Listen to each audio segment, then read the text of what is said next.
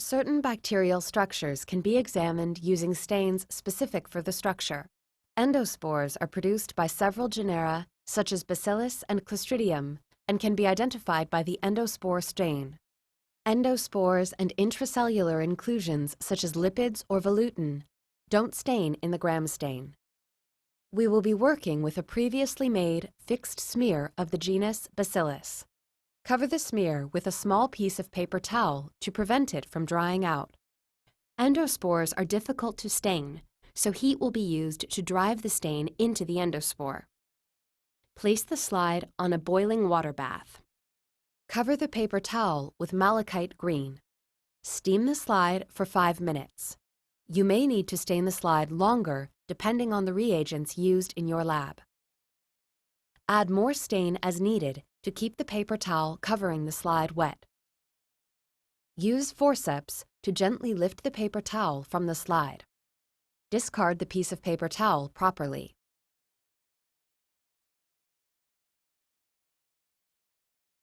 Remove the slide from the steam and let the slide cool for approximately 1 minute. After the slide has cooled, wash the smear with distilled water. Hold the slide at an angle and run the water over the slide until the water runs clear. Cover the smear with safranin for 30 seconds to stain the cells. You may need to stain the smear for longer than 30 seconds, depending on the reagents used in your lab. Wash the smear with distilled water. Hold the slide at an angle and run the water over the slide until the water runs clear. Gently blot the slide dry. Do not rub the slide, just gently blot. Examine the slide under the microscope. Endospores will be green structures inside red cells. Some endospores may have been released from cells. The endospores will be uniform in size and shape. Green debris will be various shapes. When you have finished viewing your results, gently blot the oil from the slide and store the slide in a slide box.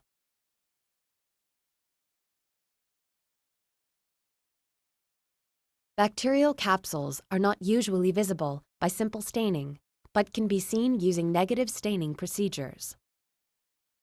Place a loopful of Congo red on a slide. Make a thick smear of the test bacterium in the Congo red. Flame the loop, flame the mouth of the tube of bacteria, and obtain a loopful of inoculum.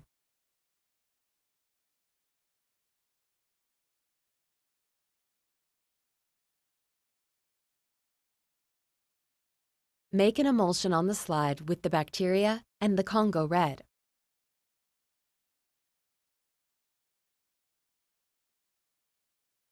Let the smear air dry. This slide is not heat fixed. Fix the smear with acid alcohol for approximately 15 seconds. The Congo red will change color with the decreased pH of the acid.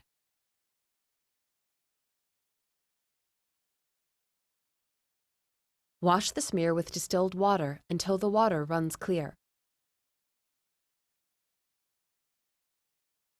Cover the smear with acid fuchsin for 1 minute to stain the cells.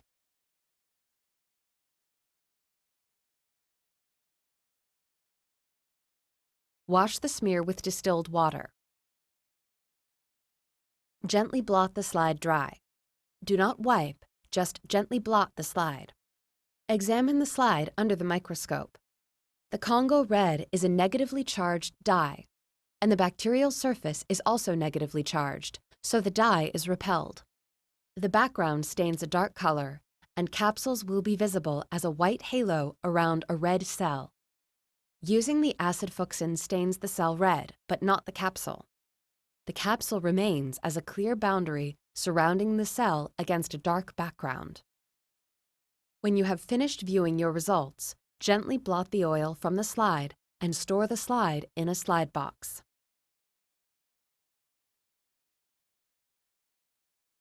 For non-pathogenic bacteria, motility is most easily determined by observing moving cells in a wet mount. Place a drop of broth culture on the slide. Flame the loop, flame the mouth of the tube of inoculum, and obtain 2 or 3 loopfuls of broth to make a good-sized drop of broth on the slide.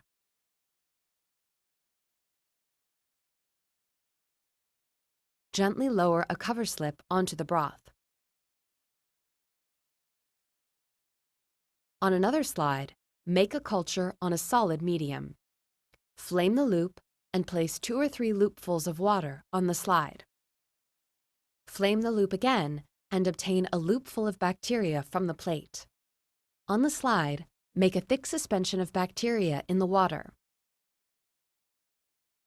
Gently lower a cover slip onto the slide. Examine the slide under the microscope. Note that this Brownian movement is not motility. It is caused by molecules in the liquid. The cells all vibrate but retain their relative positions. Bacterial motility is most easily determined by observing moving cells in a wet mount. When you have finished examining the slides, properly discard them in disinfectant. Bacterial flagella are too thin to see in a light microscope, but they can be visualized using special staining techniques. Handle the cells carefully because flagella are easily broken off of the cells. Dip a scalpel in alcohol. Use your flame to ignite the alcohol to burn it off. Hold the scalpel, pointing down while the alcohol is burned. Repeat this procedure to sterilize your forceps. Using the sterile scalpel and forceps, cut out a piece of agar on which your test bacterium is growing. Gently place the agar, culture side down, on a slide.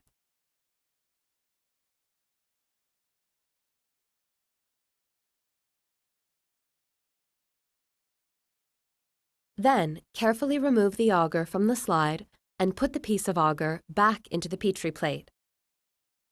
Replace the cover on the Petri plate.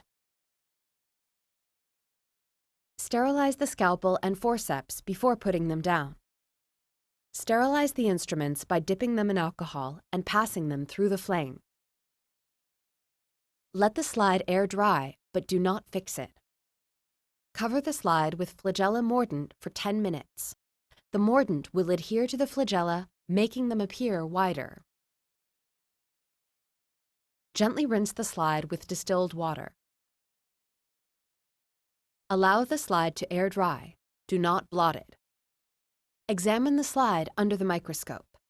The cells and flagella will be stained brown. Observe the arrangement of the flagella on a cell. When you have finished viewing your results, gently blot the oil from the slide and store the slide in a slide box.